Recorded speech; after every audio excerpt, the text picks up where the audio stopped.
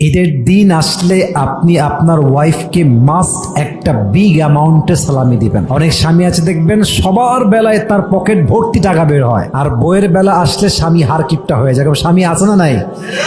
আমার মনে হয় যেই স্বামী তার বউকে ঈদের দিন সালামি দিতে পারে না তার মতো ফকিন্নি আর কেউ হতে পারে না, ঠিক কিনা বলেন? অনেক স্বামী আছে দেখবেন 200 টাকা 500 টাকা সালামি দেয়। আমার মনে হয় যে ঈদের দিন প্রত্যেকটা স্ত্রীর জন্য সর্বনিম্ন ঈদ সালামি হওয়া দরকার 1000 টাকা, ঠিক না? এখন আপনার স্বামীর যদি সামর্থ্য থাকে অবশ্যই স্বামীর উচিত তার ওয়াইফকে এটা বলা যে জান তোমার কতটুকু ঈদ সালামি লাগবে আমাকে জাস্ট সংখ্যা বলো।